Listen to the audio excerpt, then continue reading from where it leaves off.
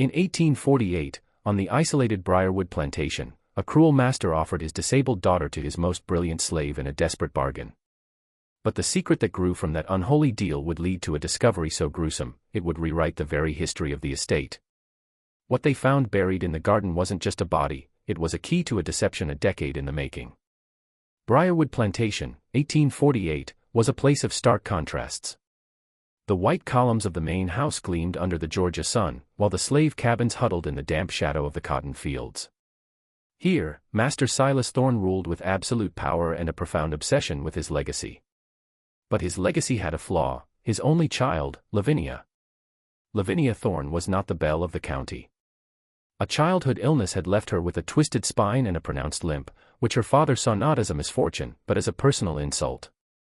In his eyes, she was damaged goods, unfit to marry and continue the Thorne bloodline. He hid her away, a secret shame in the grand house, her world confined to the library and her own gloomy chambers.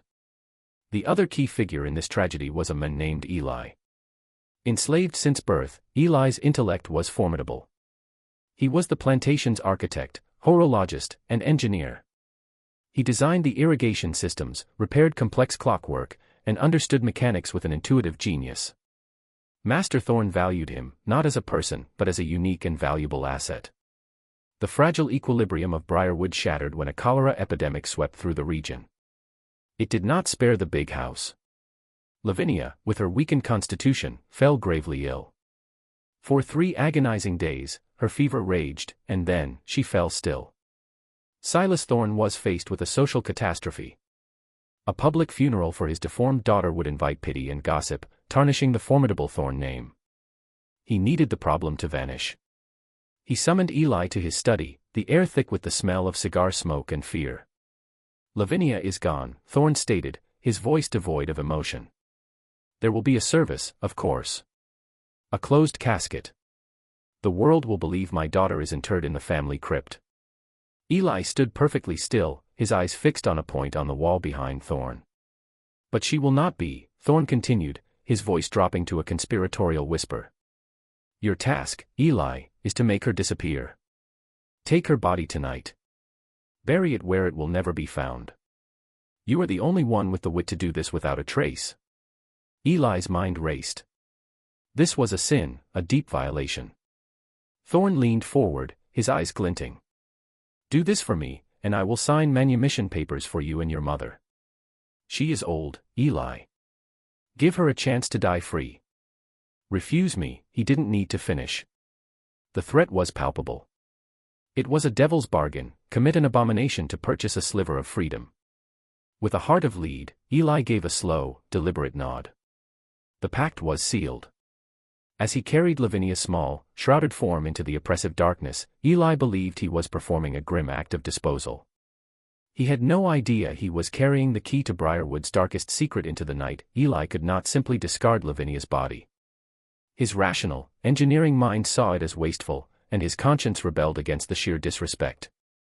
He remembered an old, collapsed root cellar on the far edge of the property, forgotten and overgrown.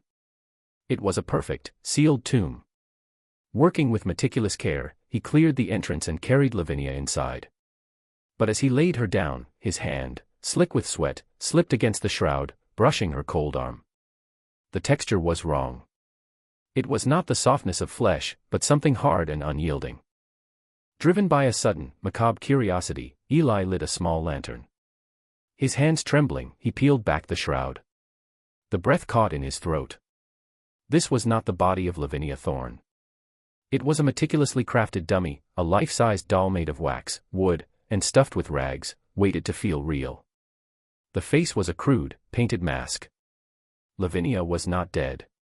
She had never been in the sickbed. Shock gave way to cold, calculating fury. Thorne had played him. The freedom for his mother was a lie built on a lie. But why? What was the purpose of this elaborate charade? Eli's intellect, once used to serve the plantation, now turned against it. He began to observe, to listen. He noticed Thorne was suddenly spending extravagant amounts of money, yet no new crops had been sold. He overheard whispers of debts and a massive, secret loan coming due. Eli pieced it together. Lavinia was the heir to a significant trust from her deceased mother, accessible only upon her marriage or death. By faking her death, Thorn could claim the inheritance and save his floundering empire. The game had changed. Eli was no longer a pawn, he was a player. He reburied the dummy in the root cellar, ensuring it looked undisturbed. He held Master Thorn's secret, and he would use it not just for freedom, but for vengeance.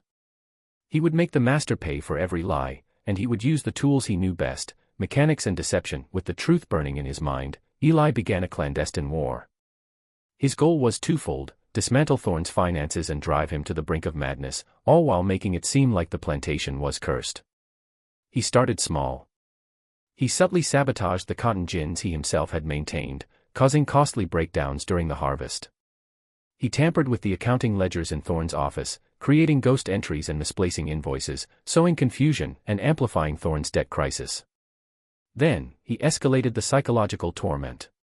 Using his skill with clockwork and mechanics, Eli built a series of simple but terrifying devices. He rigged a pulley system in the attic that made it sound like a child was dragging a heavy chain, directly above Thorn's bedroom. He used air bladders and strings to make the portrait of Lavinia's mother in the main hall appear to weep oily tears at night. The plantation descended into a state of paranoid frenzy. The white overseers whispered of Lavinia's ghost, seeking vengeance for her unnatural death. Servants refused to enter certain rooms after dark. The more superstitious Thorn became, the more erratic his behavior, the more Eli tightened the screws. He even managed to sneak a note, written with his left hand to disguise his penmanship, onto Thorn's desk. It read only, "The earth knows what it buried." Thorn, now drowning in debt and haunted by the specter of his own crime, became a recluse. He spent his days staring at the fake crypt in the family mausoleum, drinking heavily, and raging at phantoms.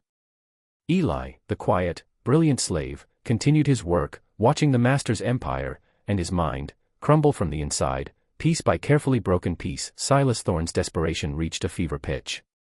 The bank in Savannah was threatening to foreclose, and the ghost of his daughter was a constant, terrifying presence.